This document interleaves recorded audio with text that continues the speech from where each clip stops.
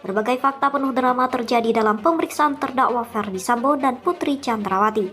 Baik Putri Chandrawati maupun Ferdy Sambo keduanya menangis di persidangan sesaat setelah jatuhnya tuntutan hukuman untuk mereka.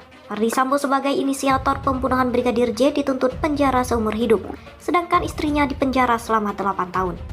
Namun tak berhenti di situ saja, ternyata masih ada 2 perkara yang menanti mereka. Apa saja?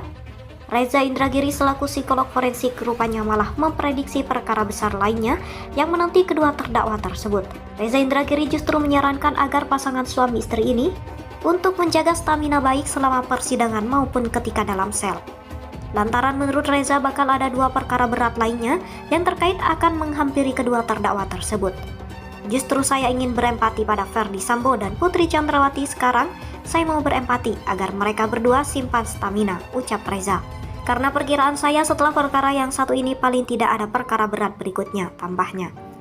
Perkara yang pertama adalah tuduhan pelecehan seksual oleh Brigadir J kepada Putri Chandrawati, yang ternyata hal tersebut tidak terbukti. Satu terkait dengan tuduhan palsu bahwa Yosua sudah melakukan pemerkosaan, ujarnya. Perkara yang kedua adalah apabila anggota Polri yang tersangkut masuk dalam pusaran kasus pembunuhan Brigadir J. Ini tidak diterima akibat dipecat. Yang kedua, kekhawatiran saya adalah teman-teman ex Polri yang akhirnya diberhentikan atau dipecat oleh Polri. Jadi, nanti mereka akan mengajukan gugatan ganti rugi besar-besaran kepada Ferdy Sambo, ucapnya. Ferdy Sambo dan Putri Chandrawati was-was, masih ada 2 perkara berat, benar-benar akan menguras harta. Benar, KPK telah menerima laporan pengaduan masyarakat dimaksud dan kami pastikan KPK akan tindak lanjuti setiap laporan yang diterima oleh masyarakat dengan melakukan langkah-langkah analisis lebih lanjut. Ada 4 rekening daripada almarhum ini dikuasai atau dicuri oleh terduga Ferdy Sambo dan kawan-kawan. Handphonenya, ATM-nya di 4 bank, kemudian laptopnya merek Asus dan sebagainya. Ternyata benar seperti saya katakan kemarin, libatkan PPATK.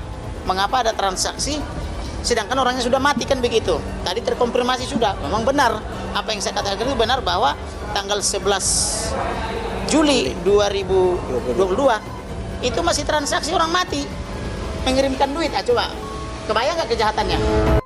Mahkamah Agung kabarnya sudah mendapatkan informasi adanya gerakan bawah tanah yang berupaya mengubah putusan terhadap mantan Divisi Profesi dan Keamanan Kadipropam-Polri Ferdy Sambo di Pengadilan Negeri Jakarta Selatan. Ferdy Sambo merupakan terdakwa kasus pembunuhan berencana terhadap ex-ajudannya Nofriansyah Yosua Huta Barat atau Brigadir J.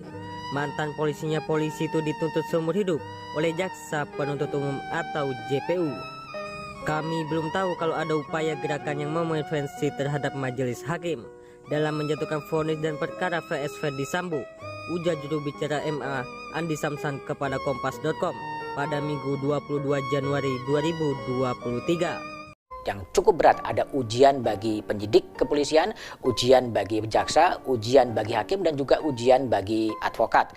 Landscape atau persepsi publik terhadap penegakan hukum pada lembaga peradilan itu juga jatuh. Kasus Sambo juga membuat kepercayaan publik kepada kepolisian kemudian jatuh, dan ini tentunya menjadi tantangan besar. Tapi apapun langkah-langkah yang telah dilakukan oleh kepolisian harus diapresiasi, tapi PR-nya adalah bagaimana kemudian mengembalikan kepercayaan publik pada kepolisian. Ferdy bisa saja dijatuhi hukuman kalau memang dia terbukti, tapi yang jadi lebih penting adalah apa pelajaran yang bisa dipetik dalam kasus Ferdy Sambo ini. Bagaimana dengan mekanisme pengawasan sehingga kasus ini bisa terjadi. Bagaimana pula dengan pola mutasi, rotasi, atau promosi dari perwira-perwira tinggi. Saya pikir banyak hal yang harus dipelajari dari kasus Ferdy Sambo yang harus dianalisis oleh Kapolri Jenderal Listio Sigit Prabowo agar bukan hanya pada penghukuman terhadap siapapun yang bersalah, yang tidak bersalah harus dibebaskan, tapi harus ada pembenahan sistematis di lembaga kepolisian agar kasus seperti ini tidak terjadi lagi.